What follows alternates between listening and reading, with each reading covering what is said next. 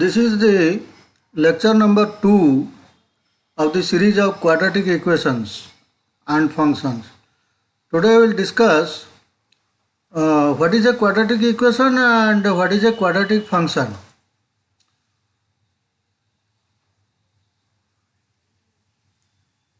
The equation y is equal to fx or as square plus bx plus c, call it equation A, that is a quadratic function. Y is equal to fx means y is a function of x. You vary x and y varies.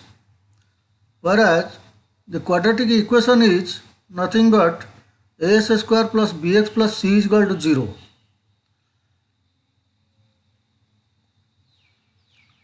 What is a function after all? The function has an independent variable x, mark this A, and a dependent variable y or fx. F of x, we call it y, so that we can graph fx on the y-axis and x on the x-axis. Here, in this particular function, as square plus bx plus c, you can change the value of x, anything from minus infinity to plus infinity. So this interval is called the domain of the function. And the value of y will depend upon the value of x. So that may or may not be the whole of minus infinity to infinity interval. And the set of values of y which it can take is called domain of the function, is called the range of the function. The domain of the function is the set of values of x. The range of the function is the set of values of y or fx, or you call it codomain of the function. Next,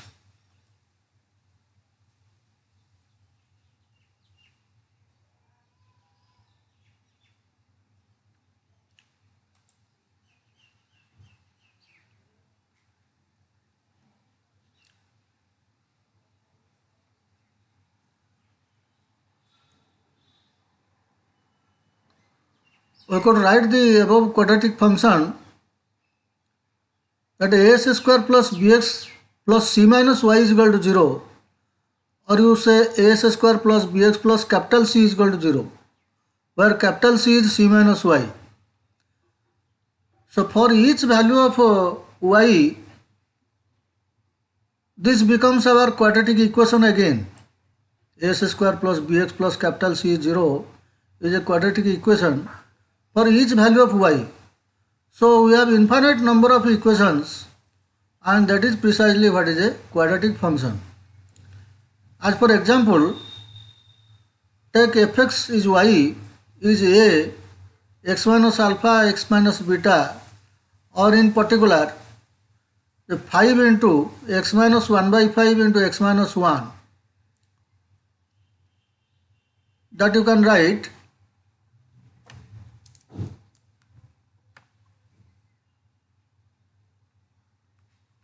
fx is equal to y is equal to 5 s square minus 6x plus 1. Simplify this and you can write this. So what is this? This is a function y of fx, and this is a curve. If you draw the graph, x in x-axis and y in y-axis, this will be a graph. And you can write also, by factorizing, you can write also 5 into x minus 1 by 5 into x minus 1, the two factors. So, if y is 0 or 5s square minus 6x plus 1 is 0, then x minus 1 by 5 is 0 or x minus 1 is 0. In that case, x is 1 by 5 is a root and x is equal to 1 is a root. Next.